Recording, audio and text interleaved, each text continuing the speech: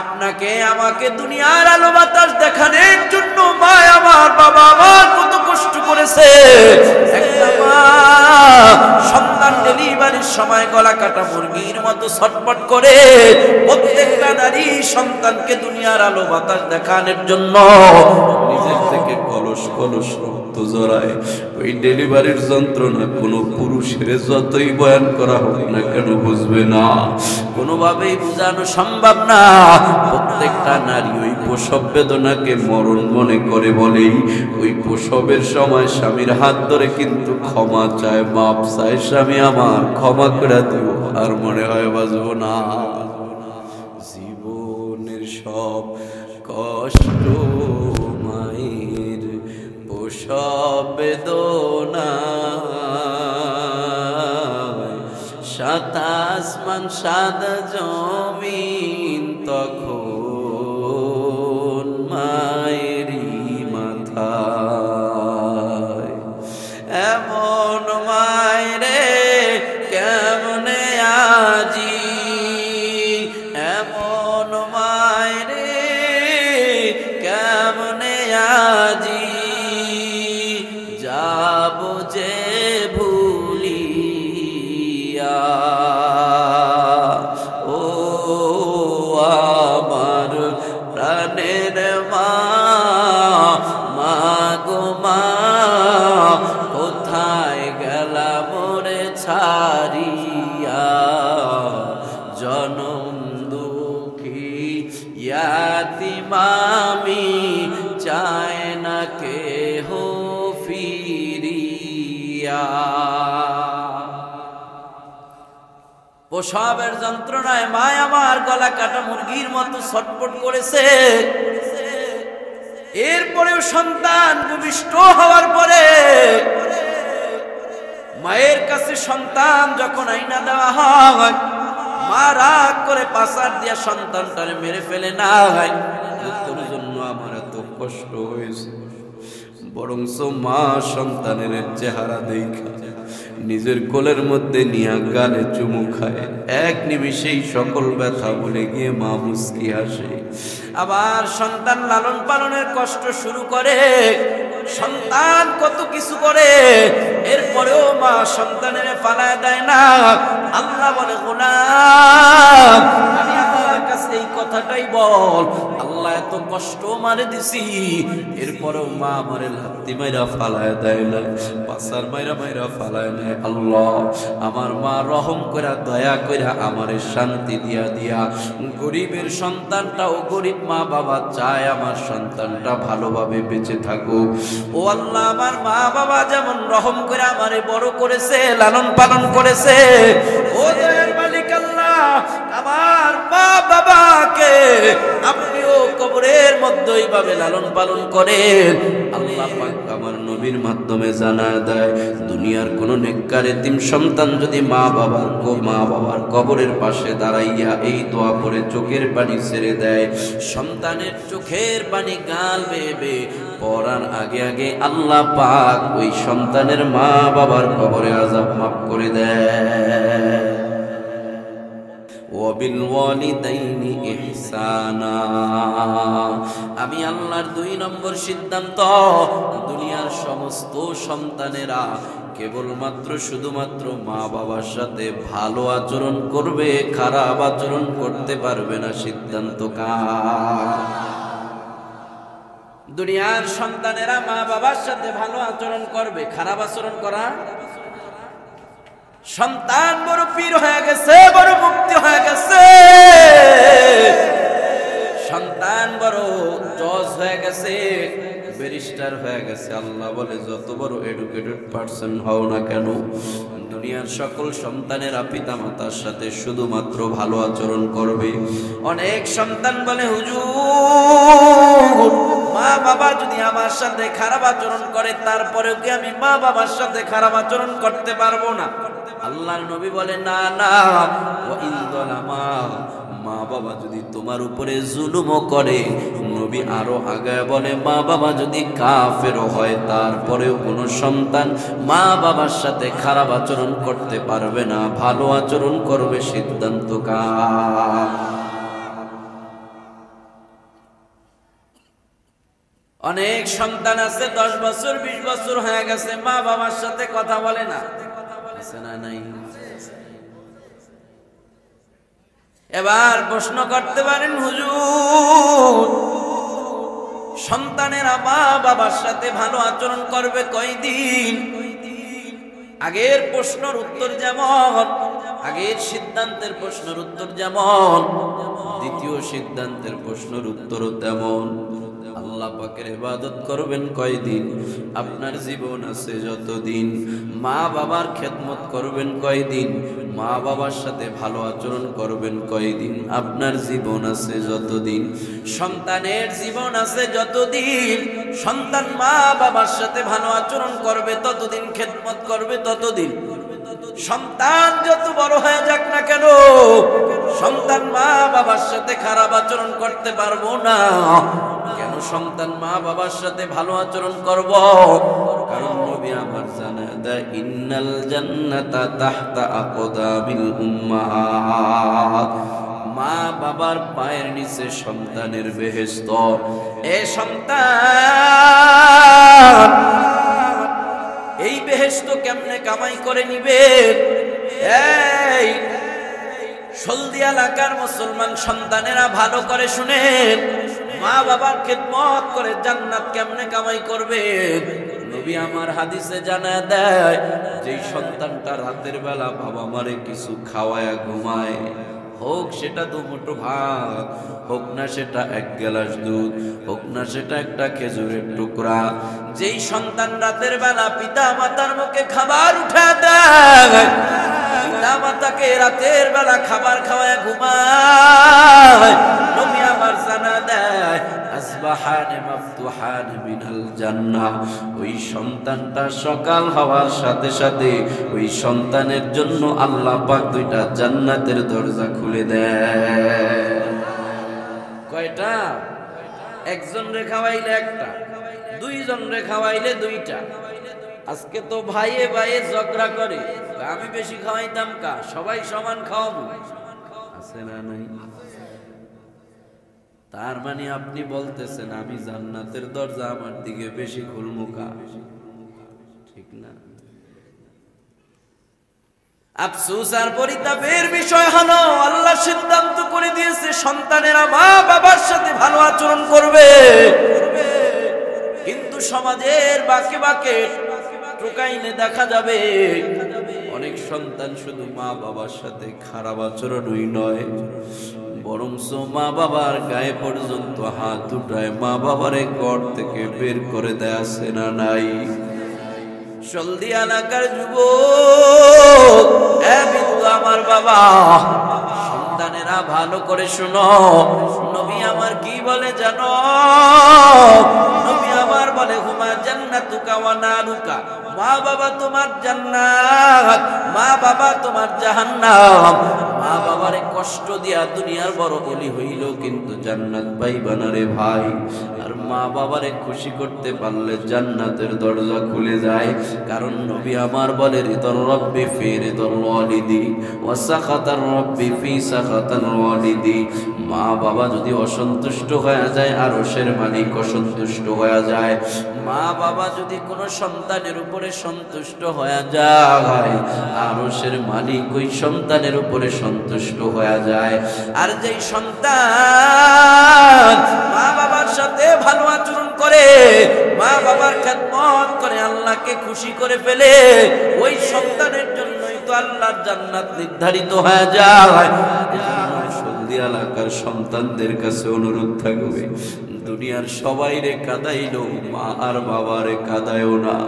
দুনিয়ার সবার মনে কষ্ট দিল, মা আর বাবার মনে কষ্ট দিও না রে ভাই।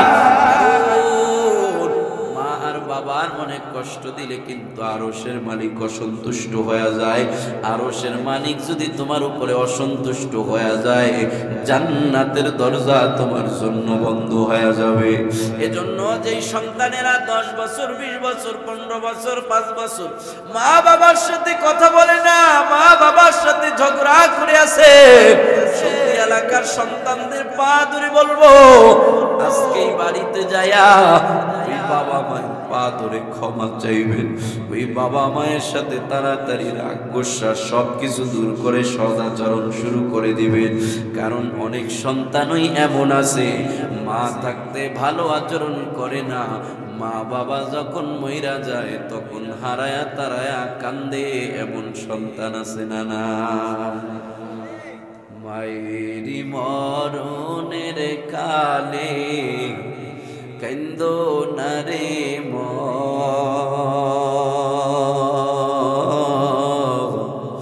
অসময়ে কান্দিলে আর কি হবে এখন, অসময়ে কান্দিলে আর কি হবে এখন।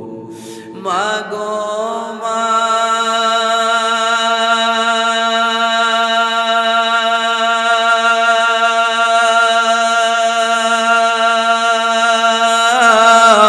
কোথায় যাও মায়া মায় ছেড়ে,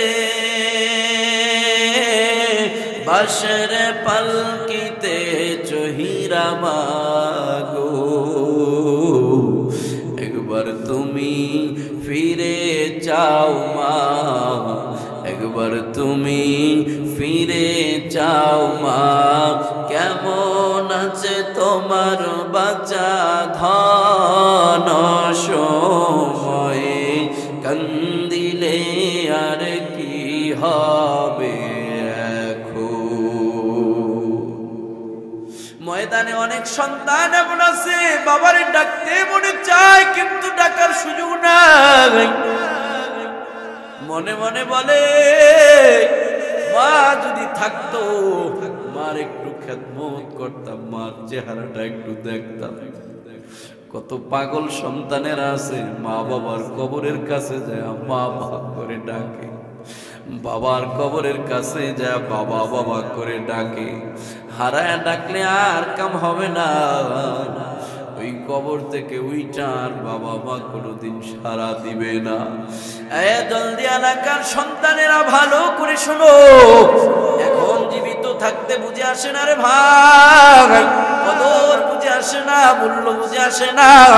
মরার পরে ঠিকই বুঝে আসবে কত বড় ধন হারা পালাইছে। আমার এক বন্ধু আছে, গত নভেম্বরে ওর আম্মা মারা গেছে। ওই আল্লাহর বান্দিটা আমি যখন মাদ্রাসায় ছোটবেলা পড়তাম, মাদ্রাসা ছুটি হলেই ওদের বাড়িতে চলে যাইতাম। আল্লাহর বান্দি নিজের সন্তানের মতো আমারও আদর যত্ন করত।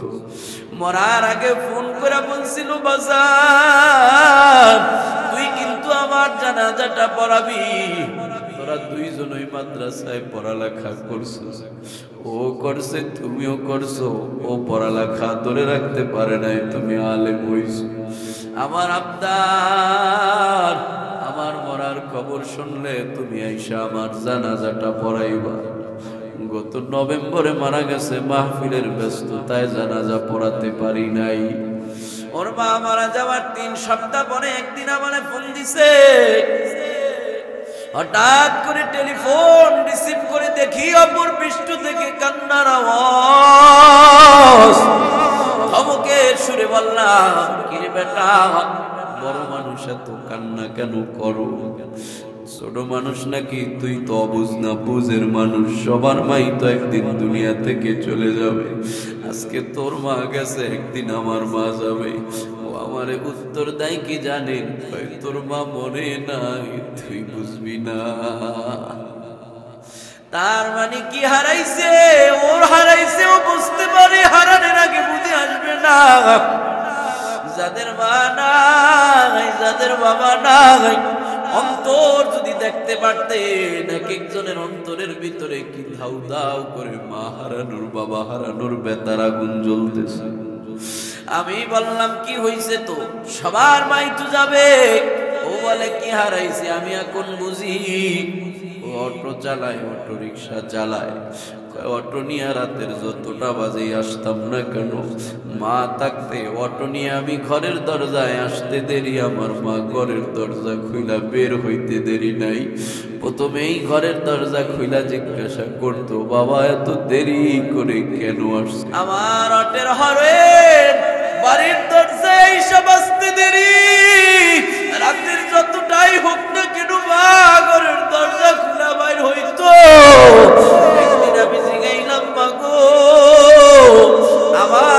আসার সাথে সাথে তুমি কেমনে ঘুম থেকে জায়গা যাও, সাথে সাথে তুমি কেমনে ঘরের দরজা খুইলা বাইর হও। মা আমারে জবাব দেয়, সন্তান তুই গাড়ি নিয়ে রোডে গাড়ে থাকো, আমি মা কেমনে ঘুমাই, আমি মায়ের ঘুম আসে না। আমি ছটফট করতে থাকি, দরজার দিকে তাকায় থাকি, কখন আমার সন্তান আসবে, কখন আমার সন্তান ঘরে ফিরবে। এ সন্তান যতক্ষণ পর্যন্ত বাহিরে থাকো আমি মায়ের ভালো লাগে না। বলে, বন্ধু আজকে 3টা সপ্তাহ হয়ে গেছে, গাড়ি নিয়ে বাড়িতে ঠিক হয়ে আসে, কিন্তু দরজা খুলে এখন আর কেউ জিগায় না বাবা এত দেরি করে কেন আসছে। দরজা খুলে এখন আর কেউ জিগায় না। মাঝে মধ্যে আমি বাড়ির গাটায় আইসা হরেনটা চাপতেই থাকি, দেখিনি আমার মা দরজা খুলে বের হয়, কেউ তো বের হবে না, কারণ আমার দুঃখিনী মা তো কবরের জমিনে যায় ঘুমায়। এজন্য মরলে বুঝে আসবে রে ভাই, মরার আগে মা বাবার খেদমত করে জান্নাত কামাই করে না। তবে অনেক সন্তান এখানে আমাকে বলতে পারে, হুজুর আপনি তো বলেছেন আমার জীবন থাকবো যতদিন আমি আমার মা বাবার খেদমত করব ততদিন। হুজুর এই জায়গায় যাদের মা বাবা আছে তারা বাড়িতে যায় আপনার ওয়াজের উপরে আমল করতে পারবে, বাড়িতে যাই তো মা বাবার খেদমত করতে পারবে। কিন্তু আমি মা হারা বাবা হারা সন্তান, আমি বাড়িতে গেলে তো আমার মাকে পাবো না, আমি বাড়িতে গেলে তো আমার বাবাকে পাবো না। হুজুর বলেন না আমি কেমনে খেদমত করব? আমি তো বাড়িতে যাই আমার মা বাবাকে পাবো না, কারণ মা বাবা আমার কবরে চলে গেছে, তাহলে কেমনে আমি আমার মা বাবার খেদমত করব? আপনাদের মতো একজন এতিম সাহাবী নবীর দরবারে যা হাজির হয়ে গেছে, ইয়া রাসূলুল্লাহ ইয়া হাবিবাল্লাহ, নবী গো আমি আপনার কাছে একটা জিনিস জানতে চাই। নবী ডাক দেয়া বলে, সাহাবী বলো বলো কি জানতে চাও? নবীর সাহাবী ডাক দেয়া কয়, পয়গম্বর দুনিয়ার মানুষেরা কবরে চলে গেলে ওই মানুষের জন্য কি কোনো খাবার দাবার পাকায় নেওয়া যায় কিনা, কবরের মধ্যে কি খাবার দাবার পাকায় পাঠানো যায় কিনা? নবী আমার ডাক দেয়া বলে, সাহাবী অবলার মতো কেন প্রশ্ন করো? কবরের মধ্যে কেমনে খাবার দাবার পাকায় পাঠাইবো আর কেনই বা পাঠাইতে হবে?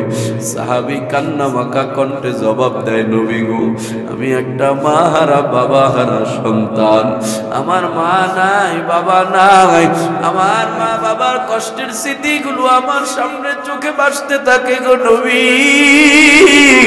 আমার মা ইহুদির বাড়িতে কাজ করে করে খাবার জোগায়া আমারে লালন পালন করেছে, আমার বাবা ইহুদির বাগানে কাজ করে করে আমার খাবার জোগাইছে। ও নবী আমার অনেকদিন দেখতাম ঘরের মধ্যে 3 জনের খাবার হইতো না। পয়গম্বর ঘরের মধ্যে 3 জন সদস্য ছিলাম, আমার মা বাবা আমি, অনেকদিন প্রায় প্রায় দেখতাম 3 জনের খাবার হইতো না। আমার মা বাবা আমারে খাবার খাওয়ায় তারা না খায়া রাতের বেলা ঘুমায়া যাইতো। প্রায় সময় মা বাবা আমাকে খাওয়াইয়া মা বাবা না খায়া খায়া দিন কাটাইছে গো নবী। ওই দৃশ্যগুলো আমার চোখের সামনে ভাসে। দুনিয়ার কত বাবা আছে ঈদের সময় নিজের সিরাজটা পয়রা মার্কেট করে, পুরানাগের পাঞ্জাবিটা পয়রাই মার্কেট করে, সন্তানের জন্য নতুন মার্কেট করে। ওই সাহাবী ডাক দেয়া কই, নবী আজকে আল্লাহ পাক আমারে অনেক টাকা পয়সা দিয়েছে গো নবী, আমার মন চায় সেই মা না খায় আমারে খাওয়াইছে, সেই বাবা না খাওয়ায়া খায়া আমাকে বড় করেছে, লালন পালন করেছে, আমার মা বাবারে যদি কিছু খাওয়াইতে পারতাম, একটু গোশত রান্না করে খাওয়াইতে পারতাম।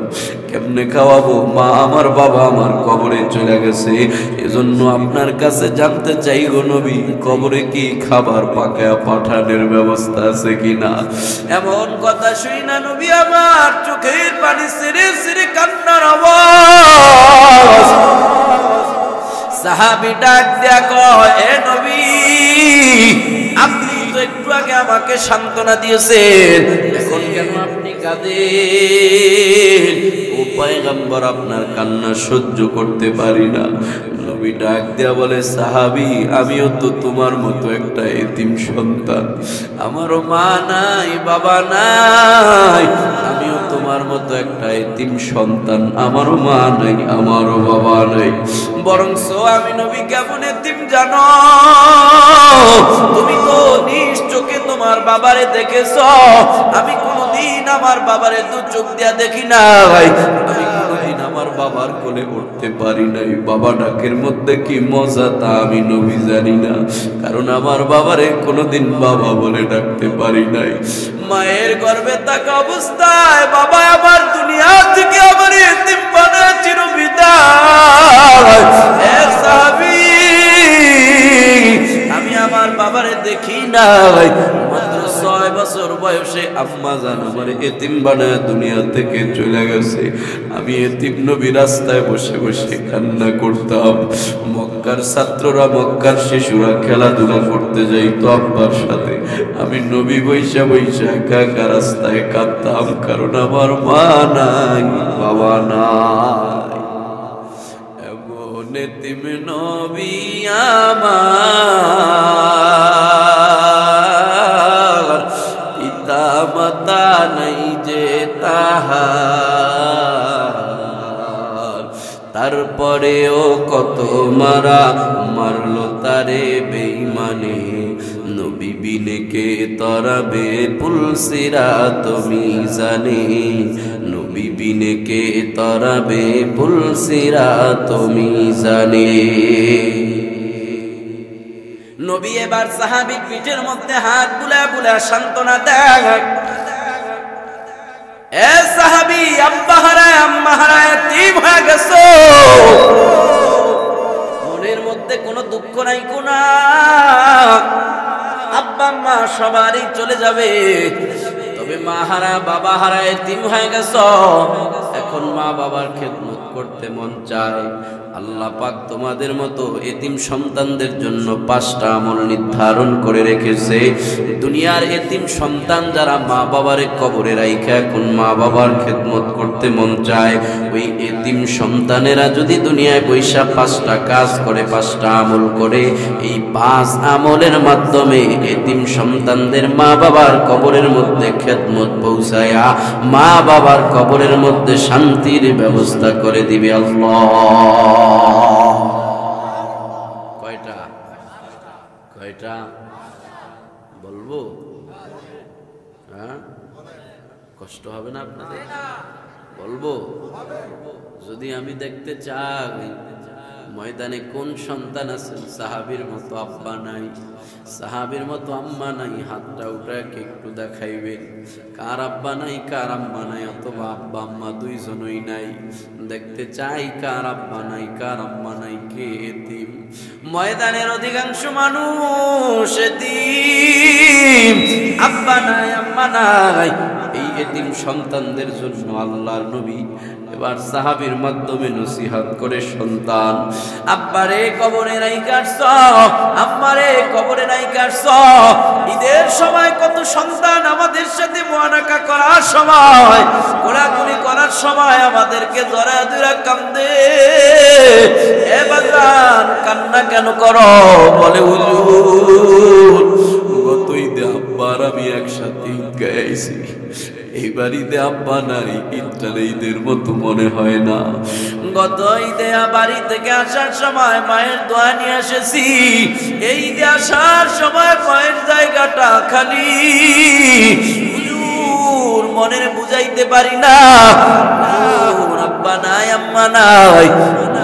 চাই আব্বা আম্মার সাথে যদি ঈদ করতে পারতাম, এরকম খেদমত যদি করতে মন চায়, আল্লাহর নবী বলে তোমাদের জন্য 5টা কাজ নির্ধারণ করে দিলাম।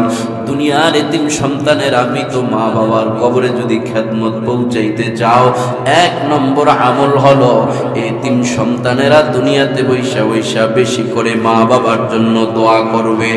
কোন দোয়া করবে? নিজের জন্য নিজের থেকে বানায় দোয়া করার দরকার নাই, আল্লাহ পাক নিজেই দোয়া শিখে শিখায় দিতেছে ওয়াকুর রাব্বিরহামহুমা কামা রাব্বায়ানি সগীরা। আল্লাহকে বলেন আল্লাহ ছোটবেলা আমার মা বাবা যেমন আমার উপরে রহম করেছে, দয়া করেছে, কবরের মধ্যে আপনি আমার মা বাবার উপরে রহম করেন, দয়া করেন, ইহসান করেন, ওইভাবে লালন পালন করেন। ছোটবেলা আপনার আমার আব্বা আম্মা আপনার উপরে আমার উপরে কত দয়া করেছে, একটা মা সন্তান নিয়ে কত কষ্ট করেছে, 10 মাস 10 দিন মা সন্তানের গর্ভে ধারণ করেছে। ওই সন্তান মায়ের গর্ভে শুধু থাকেই না, বরং কত লাথি দিয়া মায়ের ঘুম হারাম করে দিছে, কত লাথি দিয়া মায়ের মুখের থেকে খাবার কেড়ে নিছে। মা খাইতে বসছে, হঠাৎ করে মা খাবারের লোকমাটা ফালায়া দাঁড়ায় গেছে। কেউ তো বোঝে না, কেউ বোঝে না মায়ের পেটের সন্তান এত জোরে লাথি লাগায়া দিছে, মা আর পয়সা থাকা সম্ভব হয় নাই। কলিজা ছিঁড়ে যাওয়ার উপক্রম, মা মুখের লোকমা ফালায়া দিয়া দূরে যায় হাঁটাহাঁটি করে, কাউরে বুঝানোর মতো নাই। আপনাকে আমাকে দুনিয়ার আলো বাতাস দেখানোর জন্য মা আমার বাবা আমার কত কষ্ট করেছে। একটা মা সন্তান ডেলিভারির সময় গলা কাটা মুরগির মতো ছটফট করে, প্রত্যেকটা নারী সন্তানকে দুনিয়ার আলো বাতাস দেখানোর জন্য নিজের থেকে কলস কলস রক্ত জড়ায়। ওই ডেলিভারির যন্ত্রণা কোনো পুরুষের যতই বয়ান করা হোক না কেন বুঝবে না, কোনোভাবেই বোঝানো সম্ভব না। প্রত্যেকটা নারী ওই প্রসব বেদনাকে মরণ মনে করে বলেই ওই প্রসবের সময় স্বামীর হাত ধরে কিন্তু ক্ষমা চায়, মাপ চায়, স্বামী আমার ক্ষমা করে দিও, আর মনে হয় বাঁচবো না। জীবনের সব কষ্ট মায়ের প্রসব বেদনা, সাত আসমান সাত জমিন তখন মায়েরই মাথায়। এমন মায়েরে কেমনে আজি, এমন মায়েরে কেমনে আজি, যাব যে ভুলিয়া। ও আমার প্রাণের মা, মা গো মা, কোথায় গেলা মোরে ছাড়িয়া, জনম দুঃখী ইয়াতিম আমি, চায় না কেহ ফিরিয়া। প্রসবের যন্ত্রণায় মা আমার গলা কাটা মুরগির মতো ছটফট করেছে। এরপরেও সন্তান ভূমিষ্ঠ হওয়ার পরে মায়ের কাছে সন্তান যখন আইনা দেওয়া হয়, মা রাগ করে পাছাড় দিয়া সন্তানটারে মেরে ফেলে না হয়। তোর জন্য আমার এত কষ্ট হয়েছে, বরঞ্চ মা সন্তানের চেহারা দেখে নিজের কোলের মধ্যে নিয়ে গালে চুমু খায়, এক নিমিষেই সকল ব্যথা ভুলে গিয়ে মা মুস্কি হাসে। আবার সন্তান লালন পালনের কষ্ট শুরু করে, সন্তান কত কিছু করে, এরপরেও মা সন্তানের ফালায় দেয় না। আল্লাহ বলে গোলাম আমি আল্লাহর কাছে এই কথাটাই বল, আল্লাহ এত কষ্ট মারে দিছি, এরপরেও মা আমারে লাথি মাইরা ফালায় দেয় না, পাছার মাইরা মাইরা ফালায় নেয়। আল্লাহ আমার মা রহম কইরা দয়া কইরা আমারে শান্তি দিয়া দিয়া, গরিবের সন্তানটাও গরিব মা বাবা চায় আমার সন্তানটা ভালোভাবে বেঁচে থাকুক। ও আল্লাহ আমার মা বাবা যেমন রহম করে আমারে বড় করেছে, লালন পালন করেছে, ও দয়ার মালিক আল্লাহ আমার মা বাবাকে আপনিও কবরের মধ্যে এইভাবে লালন পালন করেন। আল্লাহ পাক আমার নবীর মাধ্যমে জানায় দেয়, দুনিয়ার কোন নেককার এতিম সন্তান যদি মা বাবার কবরের পাশে দাঁড়াইয়া এই দোয়া পড়ে চোখের পানি ছেড়ে দেয়, সন্তানের চোখের পানি গাল বেয়ে বেয়ে পড়ার আগে আগে আল্লাহ পাক ওই সন্তানের মা বাবার কবরে আযাব মাফ করে দেয়। পর্বত ইনশাআল্লাহ পর্বত পড়ব? কখন পড়ব? জুমার দিন ইমাম সাহেব বলবো আর আপনি খালি একটু আমিন আমিন কইবেন আর নখ করবেন। না না, আপনিও বলেন না রব্বির হামহুমা কামা রব্বায়ানি সগীরা। শুধু জুমার দিনে কেন, দোয়া মুনাজাতে কেন? যে কোনো সময় মা বাবার স্মৃতি মনে পড়া যাইব তো ওই সময় আপনি বলেন রব্বির হামহুমা কামা রব্বায়ানি সগীরা। 2 নম্বরে আল্লাহর নবী জানায় দেয় ওয়াল ইস্তিগফারু লাহুমা, মা হারা বাবা হারা সন্তানেরা মা আর বাবার জন্য এমন নেক আমল করবে যেই নেক আমলের মাধ্যমে মা বাবার গুনাহ খাতা ক্ষমা হবে, আবার মা বাবার কবরের মধ্যে সওয়াব বসতে থাকবে। যেমন একটা আমল হলো সদকায়ে জারিয়া। সন্তান যদি সদকায়ে জারিয়ার আমল করে, ওই আমলটা যতদিন পর্যন্ত চালু থাকবে মা বাবার কবরের মধ্যে সওয়াব বসতেই থাকবে, বসতেই থাকবে। যেমন এলাকার মানুষের উপকারের জন্য পোল কালভার্ট ব্রিজ নির্মাণ করে দিলেন, এলাকার মানুষের উপকারের জন্য একটা টিউবওয়েল বসায় দিলেন, মানুষ যতদিন পর্যন্ত ওখান থেকে পানি পান করবে আপনার আব্বা আম্মার কবরের মধ্যে সওয়াব বসতেই থাকবে, বসতেই থাকবে।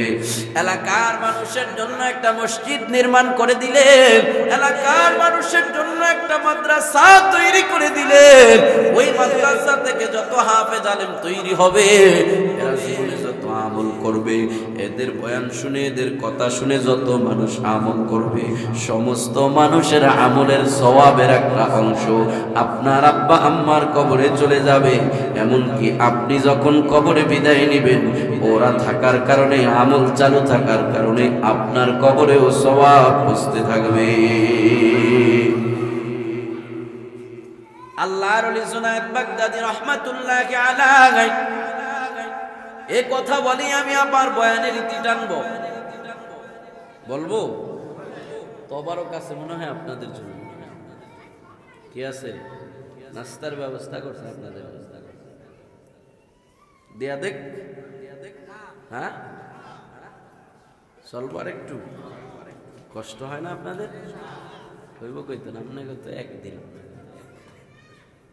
আর আমাকে তো প্রত্যেক দিন। সেপ্টেম্বরের 2 তারিখ থেকে মাটি কাটা শুরু হয়েছে, এককালে রমজানের আগের দিন পর্যন্ত চলবে। আমার কষ্ট হইল আরেকটু বলবো, আপনারা যদি শোনেন। ওই ওডে কেডা একজন উঠলো কিন্তু বয়ান চলবো না, অতএব যার পাশ থেকে উঠবো টাইম না তুলে নামাইবেন, আবার কাপড় কাপড় খুললে লাইন নামিয়া। 2 নম্বরে সন্তান মা বাবার জন্য এমন আমল করব যে আমলের মাধ্যমে মা বাবার কবরে আযাব মাফ হবে।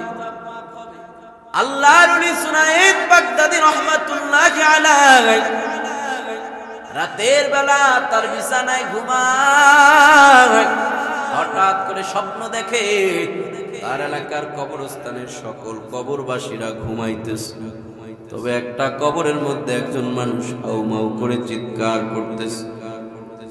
আল্লাহর ওলি জুনায়েদ বাগদাদী ডাক দিয়া কয়, ভাই আমার, কবরের মধ্যে সবাই ঘুমে বিমূঢ় হয়ে গেছে, তুমি কেন কবরের মধ্যে হাউমাউ করে চিৎকার করো? আল্লাহর বান্দাটা ডাক দিয়া বলে, আমার কবরের মধ্যে আযাব হইতেছে, দুনিয়াতে গুনাহ করেছি, গুনার কারণে আযাব হইতেছে, এখন আর তওবা করার সুযোগ নাই। আল্লাহর ওলি ডাক দিয়া কয়, আল্লাহর গোলাম, দুনিয়াতে কি তোমার কোনো সন্তান নাই? সন্তানদের আমলের বিনিময়ে মা বাবার কবরে আযাব মাফ হয়, তোমার এই কবরে আযাব মাফ করার জন্য তোমার সন্তানদের ভূমিকার প্রয়োজন। আল্লাহর বান্দাটা ডাক দিয়া বলে, দুনিয়াতে কোনো ছেলে সন্তান নাই, তবে একজন মেয়ে সন্তান আছে, তাও দিন শিখাইতে পারি নাই, আমল টামল করে না। বলো তোমার মেয়ের ঠিকানাটা বলো। মেয়ের ঠিকানা বলেছে আল্লাহর ওলি জুনায়েদ বাগদাদী রাহমাতুল্লাহি আলাইহি। রাতের বেলা রাত শেষ করে দিনের বেলা ঘুম ভেঙে মেয়ের ঠিকানায় দৌড়ায়া যায়, খোঁজ নিয়ে দেখে মেয়েটা একটা নদীর ঘাটে গোসল করতেছে। আল্লাহর ওলি জুনায়েদ বাগদাদী রাহমাতুল্লাহি আলাইহি পর্দার সাথে সালাম দিল, আম্মা জান, অমুক কবরস্থানে কি তোমার বাবাকে দাফন করে রেখেছো? মেয়েটা বলে, হ্যাঁ, অনেক বছর আগে ওই কবরে আমার আব্বাকে দাফন করে রেখেছি। আল্লাহর ওলি জুনায়েদ বাগদাদী রাহমাতুল্লাহি আলাইহি বলে, আম্মা জান, নিজের চোখে দেখেছি তোমার বাবার কবরের অবস্থা বড় খারাপ। বাবার কবরের মধ্যে আযাব হইতেছে, তুমি পারবা তোমার বাবার কবরের আযাব বন্ধ করতে? কি করতে হবে? বলে, আমল করতে হবে, দান সদকা করতে হবে, সদকায়ে জারিয়া করো, আল্লাহ পাক বাবার কবরের আযাব মাফ করে দিব। মেয়েটা বলে, এসব আমল দিয়ে হবে না, জান নদীর ঘাট থেকে পানি নিয়ে আল্লাহর ওলি জুনায়েদ বাগদাদীর গায়ে মেরে জুনায়েদ বাগদাদীকে তাড়া দেয়। আল্লাহর ওলি জুনায়েদ বাগদাদী রাহমাতুল্লাহি আলাইহি রাতের বেলা পরের দিন আবার বিছানায় ঘুমায়। আবার উপরের দিন ওই কবরস্থানের অবস্থাটা স্বপ্ন দেখতে পায়। আল্লাহর ওলি জুনায়েদ বাগদাদী আজকে তাকায় দেখে কবরের মানুষগুলো ঘুমায়। ওই লোকটা কবরের মধ্যে আর কান্দে না, বরং আজকে মুস্কি হাসি হাসতেছে। আল্লাহর ওলি জুনায়েদ বাগদাদী রাহমাতুল্লাহি আলাইহি বলে, তুমি তো বলেছো দুনিয়াতে তোমার এক মেয়ে ছাড়া আপন কেউ নাই, তোমার মেয়ে তো আমল করতে রাজি না, বহুত বুঝাইলাম, কেমনে তোমার কবরে আযাব বন্ধ হলো? আল্লাহর বান্দাটা ডাক দিয়া বলে, আল্লাহর ওলি, আমার মেয়ে রাগ করে আপনার গায়ে পানি মারছিল। হ্যাঁ, আপনার গায়ে পানিটা পড়ে নাই, পানিটা নিচে পড়ে গেছে। ওখানে একটা পিপিলিকার গর্ত ছিল, ওই পিপিলিকাটা গর্তের মধ্যে আটকায়া পড়ছে, তার পিপাসা লাগছে, পানি পান করতে পারতেছে না। আমার মেয়ে পানি মারার পর ওই গর্তের মধ্যে পানি পড়ার কারণে ওই পিপিলিকাটার মুখের মধ্যে যায় এক ফোঁটা পানি পড়েছে। পিপিলিকাটা পানি পান করে তৃপ্তি মিঠাইছে, আল্লাহর কাছে তার ভাষায় দোয়া করেছে, আল্লাহ, আমি যদি এখানে পানি পান না করতে পারতাম হয়তো মরণ হয়ে যাইত। মরণ নামক এই যন্ত্রণা থেকে যে আমারে বাঁচাইছে রে মালিক, আল্লাহ তুমি তারে তার আত্মীয় স্বজনরে বিপদ থেকে বাঁচায় দিও। আমার মেয়ের একটা অনিচ্ছা সত্ত্বেও ভালো কাজ করার কারণে ওই ভালো কাজের বিনিময়ে পিপিলিকার দোয়াটা কবুল করে আল্লাহ পাক ওই মেয়ের আত্মীয় হিসাবে আমি সবচাইতে ভয়ঙ্কর বিপদে আছি, আল্লাহ পাক পিপিলিকার দোয়া কবুল করে আমার মেয়ের ভালো কাজের উসিলায় আমার কবরের আযাব মাফ করে কবরের শান্তির ব্যবস্থা করে দিয়েছে। সলদি এলাকার মুসলমান অনেকেই তো দেখলাম হাত উঠাইছেন, আব্বা নাই, আম্মা নাই। আব্বা আম্মার কবরের আযাব বন্ধ করতে মন চায়, আব্বা আম্মার খেদমত করতে মন চায়। আপনাদের জন্য বড় সুবর্ণ একটা সুযোগ আছে। এই সলদি এলাকার পাকা মসজিদের কিছু জরুরত আছে, আমি একটু দেখতে চাই এই জায়গায় কি কোনো মা বাবার নেককার এমন সন্তান আছেননি? এই সলদি পাকা জামে মসজিদের জরুরত পূরণ করার জন্য সদকায়ে জারিয়া হিসাবে আব্বা আম্মার কবরের আযাব বন্ধ করার আশায়, আব্বা আম্মার কবরের মধ্যে শান্তি পৌঁছাইবার আশায় সেই বাবা থাকলে ঈদের সময় একটা লুঙ্গি কিনে দিতেন, মাকে একটা কাপড় কিনে দিতেন। এখন আব্বা আম্মা নাই, কেমনে দিবেন? এই জলদি সলদি পাকা জামে মসজিদের জরুরত পূরণ যদি করে দেন, এই মসজিদ থাকবে যতদিন, মসজিদের সেজদা হবে যতদিন, একটা মুসল্লির সেজদাও যদি কবুল না হয় তারপরেও সেজদা পড়ার সাথে সাথে এক একটা সেজদার সওয়াবের একটা অংশ আল্লাহ পাক আপনার আব্বা আম্মার কবরে পৌঁছায়া দিবে, আব্বা আম্মার কবরে আযাব মাফ করবে, শান্তির ব্যবস্থা করে দিবে। এজন্য